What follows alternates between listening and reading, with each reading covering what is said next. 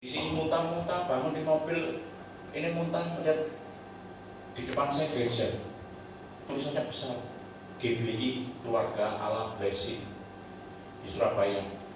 Saya turun dari mall, lihat orang-orang pakai jas, pakai baju putih, gandengan suami istri dan anaknya. Wih, kok enak ya orang Kristen itu ya.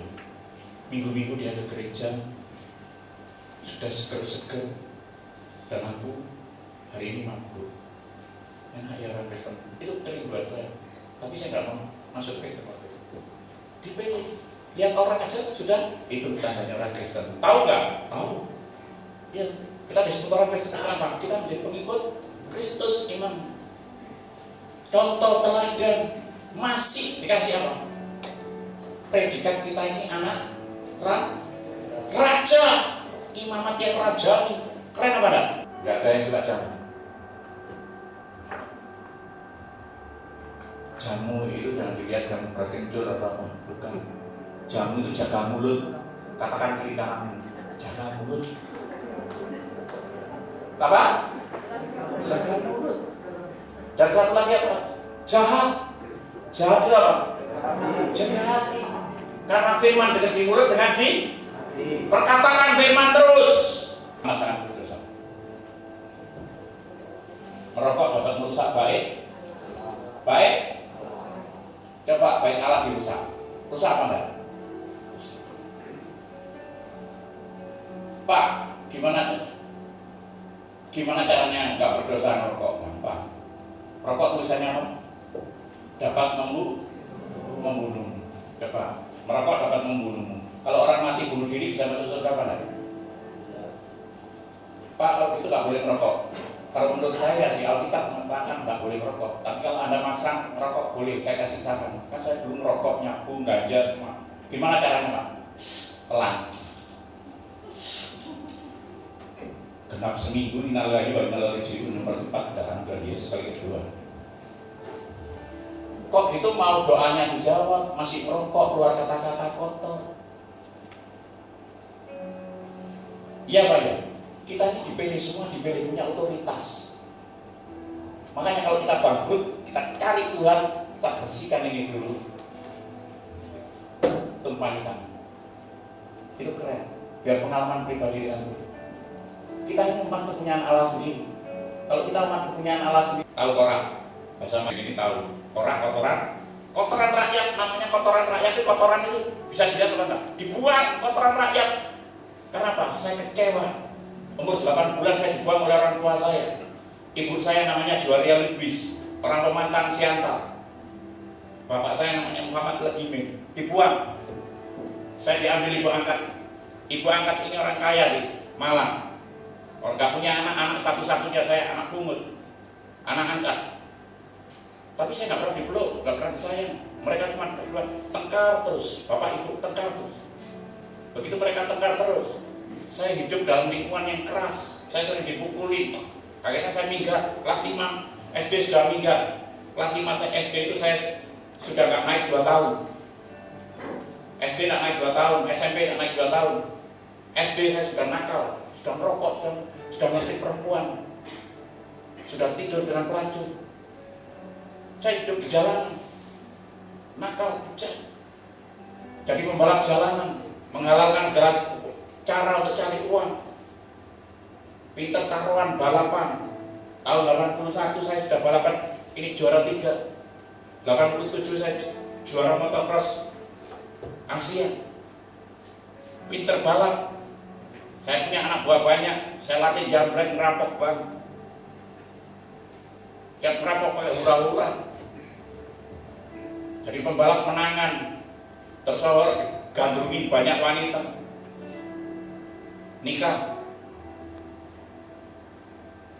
Nikah, wah, narkoba, minum mabuk. Anaknya orang paling kaya di Malang. Apapun kita punya, pompa bensin, perumahan, apa. Akhirnya cerai sama istri saya. Jadi bandar narkoba, menghalalkan segala cara, ketangkep, masuk penjara. Kalau orang ingin lekas kaya mendatangkan apa? Hukuman. Kalau orang dapat dipercaya, banyak dapat berkat di penjara, masuk penjara. Ya. Di penjara saya, dalam penjara jadi imam hari Jumat pakai kopiah putih. Tapi sekarang dipilih Tuhan Yesus menjadi imam hari Minggu. Boleh diulang. Keren ya? Di dalam penjara kumpul penjahat, jadi apa? Penjahat. Kalau kumpul pendeta jadi apa? Pendeta. Keluar dari penjara kayak hantu. Ilmu apapun saya pelajari, ilmu kanuragan apapun saya pelajari, karena penjahat-penjahat semua. Nanti keluar dari penjara, bukan lagi jualan, bandar, produsen kita, bikin sendiri narkoba, diolah-olah sendiri. Tadi kita cerita, diolah-olah sendiri, hidup di kota besar, diolah-olah sendiri, ngambil dari luar negeri, diolah-olah sendiri. Suatu saat anak buah saya ketangkep, habis ketangkep di sini kalau spionase itu apa namanya? Kipus-kipus, ya apa? Kipus-kipus. Kipus-kipus. Saya datang, saya tembak, kan sambil mabuk. Habis itu saya pulang, saya sembahyang. Ketika saya sembahyang, saya didatangi Tuhan Yesus. Di atas bukit itu kelihatan saya ada banyak orang pakai jubah putih dan saya dipanggil ikutlah. Dan dia jatuh dari samping saya, terus nggak saya salah. Dan dia berkata, akulah jalan kebenaran dan hidup. Tidak ada seorang pun yang datang kepada Bapa kalau tidak melalui aku. Sekiranya kamu mengenal aku, pasti juga kamu mengenal Bapa. Sekarang ini kamu mengenal dia dan kamu telah melihat dia. Hari itu memang saya berdoa. Walaupun duitnya banyak, istrinya banyak, tapi ditanya sama Pak Gembala, istri gaji dulu berapa? 13. Itu kan gak apa-apa dulu. Dulu gak apa-apa, 13. Anak saya kan, istrinya berapa? 13. Kan gak apa-apa, banyak duitnya dari bandar narkoba, menghalalkan segala cara. Istri cantik kurang cantik, istri putih kurang hitam, istri hitam nanti kepingin yang goreng-goreng. Ya, 13.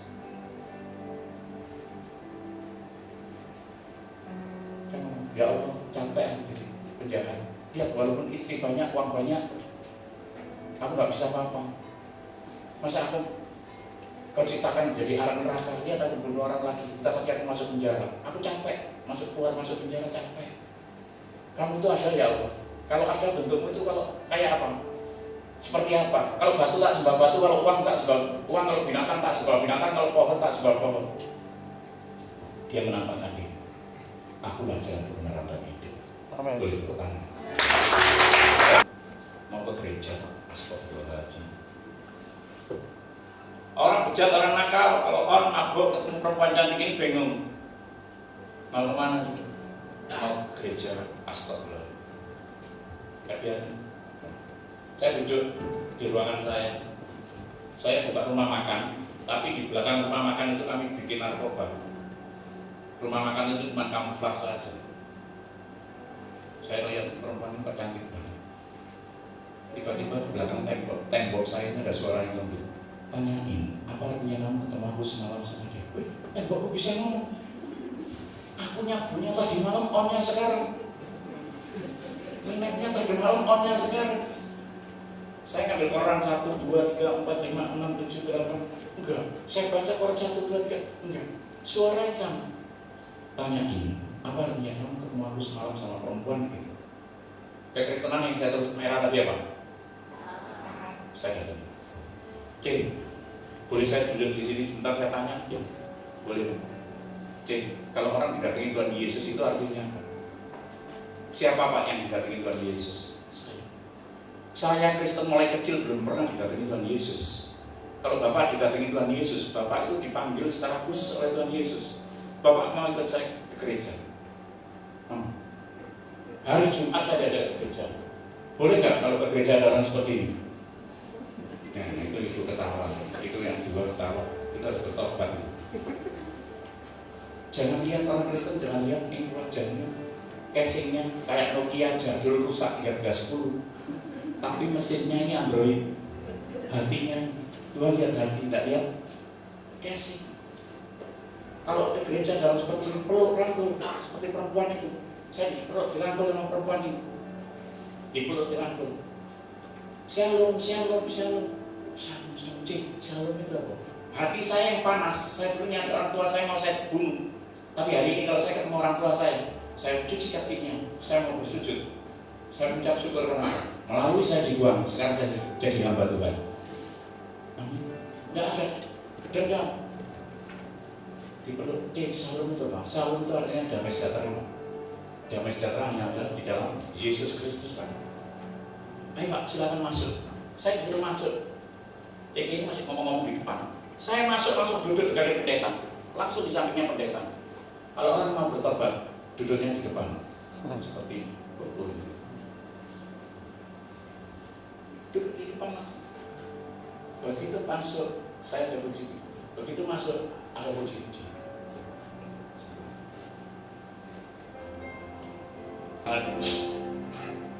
Karena saya mulai kecil kelas 5 sampai umur 42 tahun tidak pernah nangis. Saya nakal, saya bejat, kenakalan, apa dosa apa sudah saya lakukan semua. Karena saya kecewa, saya tidak punya kasih sayang. Saya orang buangan, semua orang menghina saya. Itu korak, itu korak, itu korak. Kotoran rakyat.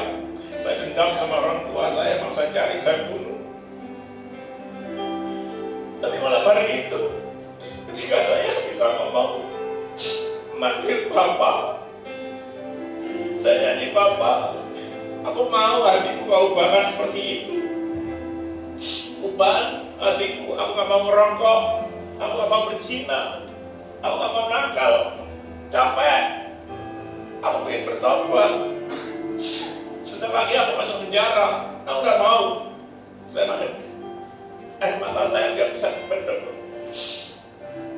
Aku ingin punya Bapak. Saya dipeluk Yesus dari belakang, dan saya juga mau dilepaskan. Aku mau ikut Engkau. Aku mau ikut Engkau. Ubah hatiku. Aku ingin hidup seperti orang-orang biasa. Jam 7 kerja, pulang jam 4 kumpul sama anak, sama istri. Istriku banyak tapi hidupku tidak pernah tenang. Uangku banyak tapi aku tidak pernah tenang. Aku kepinginnya istri satu dan anak-anak itu hidup seperti biasa-biasa. Saya nangis terus. Mulai kelas 5 SD sampai umur 42 tahun ini saya tidak pernah nangis. Dan firman-Nya pas. 1 Korintus 3 ayat 16 dan 17. Tidak tahukah kamu bahwa kamu adalah bait Allah dan bahwa Roh Allah diam di dalam kamu? Jika ada orang yang membinasakan bait Allah, maka Allah akan membinasakan dia. Sebab bait Allah adalah kudus dan bait Allah itu ialah kamu. Saya tambah nangis. Dada saya ini kayak tiup. Di sini sakit. Dan kalau kita tak bunuh, tak tembak itu tadi. Bait Allah. Iya. Saya di penjara dijulukin orang Raja Tega. Kalau saya di penjara, tukang nyeksa orang. Karena apa? Saya mulai kecil sering dipukulin, jadi kalau memukul, kalau menghajar, itu saya lepaskan. Saya dijulukin Raja Tega. Tapi malam hari itu saya tanya, yang sering tak ajar, sering tak copet, sering tak rampok, sering ini semua. Itu baik Allah. Kalau gitu aku tatoan ini salah. Itu bisa baik Allah. Merokok salah. Mabuk salah. Nyapu salah. Semuanya salah. Kehidupan saya mulai kelas 5 SD sampai umur ini 42 tahun. Itu salah semua, tidak ada yang benar. Walaupun tanda petik. Saya dulu amal soleh, amal jariah, amal ini, bangun itu salah semua. Terus yang benar bagaimana, Tuhan? Ikutlah. Saya nangis lagi. Tuhan, gimana caranya ikut Engkau? Aku tidak ngerti. Nangis saya. Duduk di depan nangis. Saya tersungkur. Terus ada datang hamba Tuhan. Ketika saya tersungkur, saya peluk dan saya berdoa, didoakan suami istri. Doanya itu pas keinginan saya. Saya itu ingin tobat nasuha. Tobat yang benar-benar tobat dan menyerahkan hidup saya total untuk Tuhan. Doanya kok pas orang ini, aku mau menyerahkan hidup untuk Tuhan. Aku mau bertobat sungguh-sungguh, orang ini kok tahu. Kemarin ditelepon sama Pastor Aroski. Karena Pastor Aroski tanya, senior, hamba Tuhan ini masih ada, masih hubungan, masih. Dan perempuan itu masih ada, masih hubungan. Ini saya teleponkan semua. Dia tanya, apa benar waktu itu Pak Pendeta yang iya, saya disuruh Tuhan. Disuruh Tuhan, tapi sebetulnya saya nggak berani. Karena ada orang preman masuk ke gereja, orang ini siapa nangis-nangis. Dan Tuhan suruh saya doakan. Begitu saya mendoakan, getar sekali. Dan perempuan itu ditanya sama Pastor Aroski, benar itu? Iya, dulu saya ajak ke gereja. Doanya pas. Setelah saya didoakan pas, itu tambah nangis. Saya kepingin tobat bener-bener. Saya nggak mau jadi penjahat. Saya nggak mau jadi penzina. Pokoknya saya nggak mau jadi pendosa. Dan saya teriak. Setelah ada pujian, tak terbatas